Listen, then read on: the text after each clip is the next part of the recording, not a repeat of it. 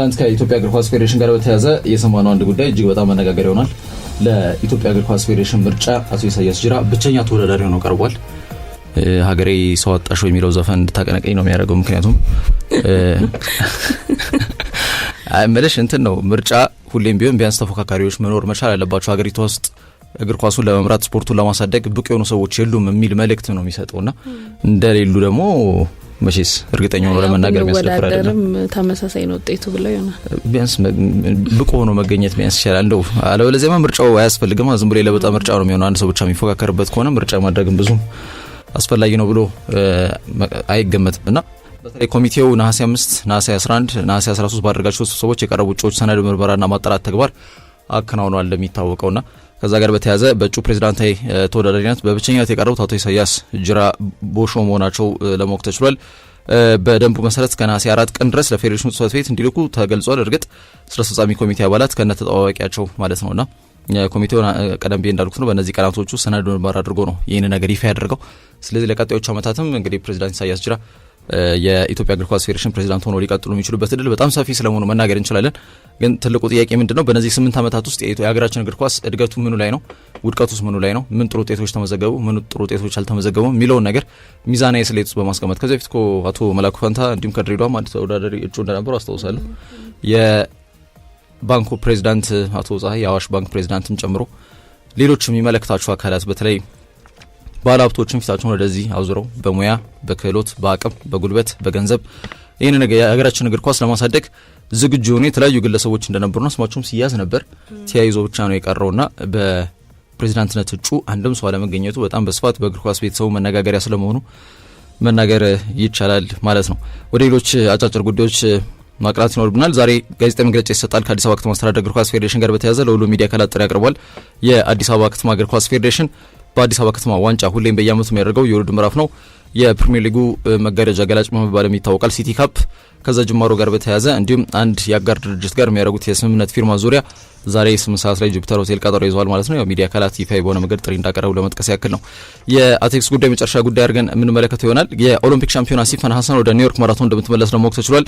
ሲፈን ሀሰን በ2026 የቲሲኤስ በስፖንሰር አድራጊነት የሚከናወነው የኒውዮርክ ከተማ ማራቶን ለመውረድ መዘጋጀቷን በሰበር ዜናነት ትላንትና ተሰምቷል። በአጠቃላይ ውሳኔዋ ካሳለፍነው ዓመት ውድድር በኋላ በተጠባቂው የቲሲኤስ የኒውዮርክ ማራቶን የምታደርገው የመጀመሪያው ውድድሯ ይሆናል ተብሎ ነው የሚጠበቀው። ትውልድ ኢትዮጵያዊቷ ኔዘርላንዳዊቷ ሲፈን ሀሰን በ2026 የኒውዮርክ ከተማ ማራቶን ለመጀመሪያ ተሳትፏን ያደረገችው ሲሆን ውድድሩን 2 ሰዓት ከ20 ደቂቃ ከ43 ሰከንድ በመግባት 6ኛ ጃኒዝ አጠናቃ እንደነበር ይታወሳል። የውድድሩን ሪከርድ መስበር በአስቸጋሪነት በአስተያየቷ ተናግራለች። ውጤታማ አትሌት ሲፈን ሀሰን ካሳለፍነው ዓመት የተሻለ ውጤት ለማምጣት እንደምትሞክርም ጨምራ ተናግራለች። 2024 የፓሪስ ኦሎምፒክ ከትዕግስት አሰፋ ጋር 10000 ሜትር የሚመስለውን ማራቶን ማለትም እስከ መጨረሻው ሰዓት ድረስ ላስጨራሽ ትንቅንቅ አድርገው ሲፈን ውድድሩን በቀዳሚነት ወይም በበላይነት ማጠናቋ የሚታወስ ጉዳይ ነው። አሁን ደግሞ በኒውዮርክ ማራቶን በሰባቱ ትልልቅ ኤሊት ፕላቲኒየም ደረጃ ተብሎ ከሚሰጣቸው የማራቶን ውድድር ምዕራፎች መካከል አንዱ ነው። ኒውዮርክ ላይ 2:19:57 የሆነ ሰዓት በመስበር እንግዲህ የሪከርዱን ባለቤትና የወቅቱ የውድድሩ አሸናፊ ከሆነችው ሄለን ኦቢሪ ኬንያዊቷ አትሌት ጋር ሲፈን የምታደርገው የአሸናፊነት ትንቅንቅ ከወዲሁ ብዙዎችን ትኩረት ስቧል። ለአዘጋጆቹ በጣም ትልቅ ሰበር ዜና ነው የሚሆነው። ምክንያቱም ያው የኒውዮርክ ማራቶን ኒውዮርክም ታሪካዊ ከተማ ናት። በጣም የንግድም የመናኸሪያ ስል በብዙ የተለያዩ ዓለም ሀገራት ላይ ያሉ ቱሪስቶች ወደዚች ከተማ አቅንተው ለመጎብኘት እንደሚሄዱ ይታወቃልና ግልጽ በሆነ መንገድ ይሄ የማራቶን ውድድር ምዕራፍ አንጋፋነቱም በትልቁ ይነሳል። እንደዚህ አይነት ደግሞ ትከሻ ለትከሻ ሊለካኩ የሚችሉ አይነት አትሌቶች እንደሚሳተፉበት መረጋገጡ ለአዘጋጆቹም ለተወዳዳሪዎቹም ሆነ ውድድሩን በቴሌቪዥን መስኮቱም ለሚከታተሉ ሁሉ ተጠባቂ ሆኖ እንዲቀጥል የሚያደርገው ይሆናል ተብሎ ይገምታል። ስለዚህ ሄለን ኦቢሪ ከሲፈን ሀሰን ጋር የሚያደርጉት ትንቅንቅ በኒውዮርክ ማራቶን ይጠበቃል ለማለት ያክል ነው። ወደ ባርማዶ ጉዳዮች አቀነን። ትናንትና የሰበር ቀን ነው። ብዙ ሰበር ዜናዎች ነው የሰማነው። የተጫዋቾች ዝውውር እየተጠናቀቁ ይገኛሉ። እርግጥ ነው አሁን ክረንች ታይም እየተባለ የሚጠራበት ወይም ደግሞ ይሄ ዝውውር ምዕራፎች የሚጠናቀቁበት ወደ መገባደጃው እየሄዱ ያሉበት ሰዓት ነው። ከዛ ጋር በተያያዘ በርካታ ሰበር ዜናዎች ሊሰሙ የሚችሉበት እድል ይኖራል። ከአሁን በኋላ ግን ትላንትና በአንድ ቀን እንደው 2-3 ሰበር ዜናዎች መሰማታቸው ኢቨን 4 ይደርሳሉ እንደ ሰበር ከቆጠር ነው ማለት ነው። በዝርዝር የተሰሙት ነጥቦች ለማንሳት ጥረት እናደርጋለን በሚኖረን ደቂቃ። ማንቸስተር ዩናይትድ ካርሎስ ባሊባን ለማስፈረም ከብራይተን ኤንድ ሆቭ አልቢዮን ጋር ከስምምነት ላይ መድረሳቸውም ተጠቁሟል። አንዱ ሰበር ዜና ነው። ካሜሮናዊ አማካኝ ካርሎስ ባሊባ አሁንም በድጋሚ ስሙ ከማንቸስተር ዩናይትድ ጋር ሲያዝ ቆይቶ እንደነበር ይታወቃል። ማንቸስተር ዩናይትድ ያሉበትን ቦታ በሚገባ ያውቁም እንደሚል ጥያቄ ሲያስነሳ ነበር። ምክንያቱም በዙር መስኮት ላይ ሲንቀሳቀሱ የነበረው ልክ እንዳምነው ሁሉ በሳምንት አንድ ጊዜ እንደሚጫወት አይነት ቡድን ነበር። ግን ስብስቡ በአጠቃላይ ጥልቀትም ጥራትም ይጎለዋል፣ ለጥያቄ የሚቀርብ አይደለም። በቀጣይ ዓመት ደግሞ ማንቸስተር ዩናይትድ 4 የውድድር ምዕራፎች ላይ ነው የሚሳተፈው። ከ2 ዓመታት በኋላ ወደ አውሮፓ ቻምፒየንስ ሊግ ተመልሷል። ያ ብቻም አይደለም፣ ዴብዝ በጣም ይሄ ጥልቀት ያለው ስብስብ ምን ያክል አስፈላጊ እንደሆነ የውድድር ዘመኑ በጣም ረጅም ነው። እስከ ቀጣይ ግንቦት ወር ነው የሚቆየው አሁን የፊታችን አርብ ተጀምሮ ማለት ነውና ስብስባቸውን በጥልቀትም በጥራትም በኳሊቲም በዴብዝም ማጠናከር አለባቸው። የብዙዎች ሀሳብ ግምቶች ሲሰነዘሩ እንደነበር ይታወቃል። ከስፖርት ተንታኞችም ከዝውውር ጉዳዮች ላይ ትኩረት አድርገው ከሚሰሩ ጋዜጠኞችምና በቀጣይ ዓመት የውድድር ተሳትፏቸው እንኳን 4 ያልሞሉ ቡድኖች እንደ ቶትናም እንደ ቼልሲ በንቃት ሲንቀሳቀሱ ዩናይትድ ምንድነው እንደዚህ ያፈዘዛቸው የሚል ጥያቄም ሲነሳ ነበር። አሁን ያንን በቀረፈ መንገድ እውነቱን ለመናገር ብዙ ስራዎችን ሊወጣ የሚችል በስራ ትጋት የማይታማ ግን ደግሞ የጨዋታ ደቂቃዎችን ብዙ ጊዜ የማግኘት ክፍተት እንዳለበት በህጸጽ የሚነሳበት ካርሎስ ባሊባን ለማስፈረም ከጫፍ ደርሷል። ተጫዋቹ በግሉ ከተስማማ ሰነባብቷል። ተጫዋቹ 2023 ላይ በተለይ 115 ሚሊዮን ፓውንድ ወጥቶበት ከብራይተን ለቆ ወደ ቼልሲ ያቀናው ሞይሰስ ካይሴዶ ትክክለኛ ምትክ ሆኖ በብራይተን ቤት ሲያገለግል እናውቀዋለን። በአጠቃላይ በ83 ጨዋታ 4 ጎል አስቆጥሮ 2 ኳስ አመቻችቶ ያቀበለ ተጫዋች ነው። በፈረንሳዩ ክለብ ሊል ለ18 ወራት ቆይታ ካደረገ በኋላ ነበረ በ2022 ማለት ነው በ23 ሚሊዮን ፓውንድ ወደ ብራይተን ኤንድ ሆቭ አልቢዮን ያቀናው። ያንም የፈረመው ውል ከሳቢሶቹ ጋር እስከ 2028 የሚያቆየው እንደነበር ይታወቃል። ካሜሮናዊ የተከላካይ አማካኝ 6-8 መጫወት ይችላል። በአማካኝ መስመር ቦታ ላይ 6 ቁጥር ስኪመር ብንለው ይሄ ትራዲሽናል ዲስትሮየር ኳስ አስጣይ ተጫዋቾች ናቸው። 8 ቁጥር ደግሞ ኳስን ማደራጀት ኃላፊነት ያለባቸው ተጫዋቾች ናቸውና አስፈላጊ በሆነ መንገድ ኳስ የሚችልም አማካኝ ኳስ ማይችል ስል ኳስ ማስጣል ስራው የሆነ አማካኝ ሆኖ በተደጋጋሚ ስናየው ቆይተናል። በዚህ በተጠናቀቀው የውድድር ዘመን 31 የፕሪሚየር ሊግ ጨዋታን ያደረገው ከነዛ መካከል 23ቱን በቋሚነት ነው የጀመረው። በዛ ሂደት 38 ኳስ የማስጣል ሂደት፣ 30 ኳስ የማቋረጥ ሂደትና 86 በመቶ የተሳካ ኳስ የማቀበል ስኬት ያስመዘገበ ተጫዋች ነው ካርሎስ ባሊባ። 6 ቁጥር ሆኖ በተጫወተባቸው ጨዋታዎች በአማካኝ 6.41 ሬቲንግ ነው የሚያገኘው። 8 ቁጥር ሆኖ ሲጫወትም 6.44 በአማካኝ ሬቲንግ ያገኛል። ፕሮግሬሲቭ ዲስታንስ ከቨሪንግ ካሪስ አውት ኦፍ ፕሬሸር ዞን ምንለው ወይም ደግሞ ጫና ካለባቸው ቦታዎች ላይ ኳስን ተቀብሎ ወደፊት የማጥቃት እንቅስቃሴ ስብዕናን የተላበሰ ማለት ነው። ያው ቃላቶቹ እንደወረደ ቀጥተኛ ፍቺ የላቸውም። አሁን ለምሳሌ ዱዌል ሲባል ሰላማዊ በሆነ መንገድ ኳስን ለመንጠቅ የሚደረግ ሽኩቻ ነው። ያው ቀጥታ እንደዚህ አጠር ያለ ቃል ስለሌለው ነው ረዘም የሚለው እንጂ ኳስን ለመንጠቅ ዱዌል በሚለው ብዙዎች ያውቁታል። ግራውንድ ዱዌልና ኤሪያል ዱዌል በሚባል ይታወቃል። የሾርት ሚዲየም ፓስ ሬንጅ ከአጭር እስከ መካከለኛ ርቀት የሚያቀብላቸው ኳስ ስኬቶች ከ87 እስከ 93 በመቶ እንደሚደርስም ቁጥሮች ይናገራሉና ባሊባ በእንግሊዝ ፕሪሚየር ሊግ 5ኛ የውድድር ዘመኑ ላይ ነው የሚገኘው። እስካሁን የተጫዋቹ እንቅስቃሴ በመልካም ጎን የሚታይ ነው።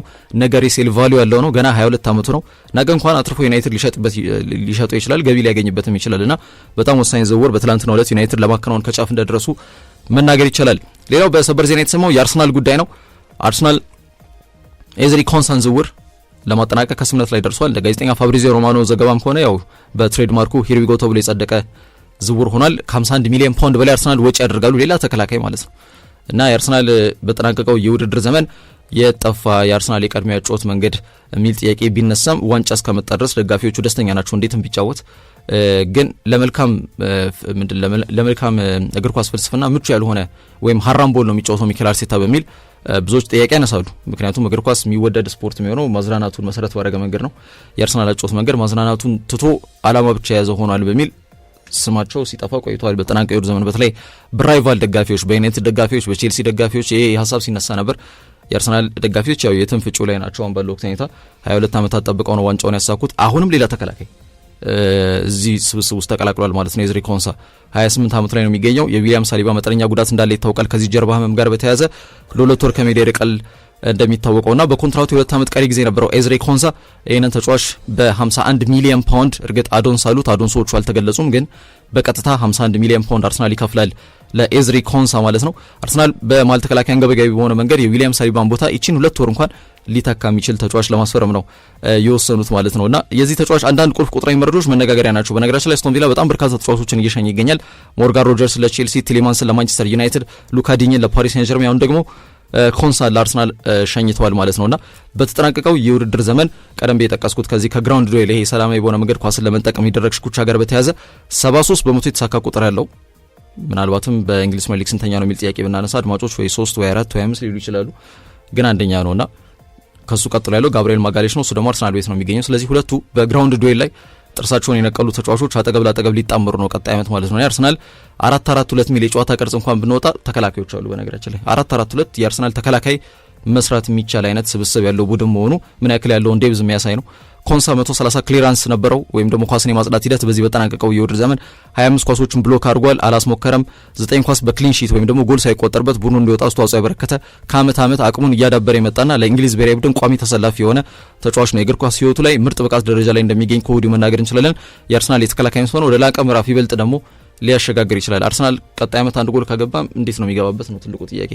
አንድ ካገቡ በቃ ያንን ይዘው ሊወጡ የሚችሉበት ድል በጣም ከፍተኛ ይመስላልና በቀጣዮቹ ቀናት አይደለም እንደ ዴቪድ ኦርነስቲን ዘገባ ከሆነ ዛሬውኑ የጤና ምርመራውን ያከናውናል። አርብ አርሰናል ነው የእንግሊዝ ፕሪሚየር ሊግ የውድድር ምዕራፍ የሚጀምረው። በነገራችን ላይ በነገው ዕለት ምሽት 4 ሰዓት ላይ በሜዳቸው ኤምሬትስ ስቴዲየም ከፍራንክ ጄምስ ላምፓርዱ ቡድን አዲሱ ካደገው ኮቬንትሪ ሲቲ ጋር ምሽት 4 ሰዓት ኤምሬትስ ስቴዲየም ላይ በማስተናገድ የእንግሊዝ ፕሪሚየር ሊግ የውድድር ምዕራፋቸውን ይጀምራሉ። በዛ ጨዋታ ላይ እንኳን እንዲሰለፍ ለማድረግ ሚኬል አርቴታ ያላሰለሰ ከፍተኛ ጥረት ያደርጋል የሚሉ መረጃዎች በስፋት እየወጡ ይገኛሉ። ኮንሳ ግን ዛሬ በሶፋ ሪያሊቲ ሴንተር ሰሜን ለንደን በመምጣት የጤና ምርመራውን እንደሚያደርግ ይጠበቃል። ቤስ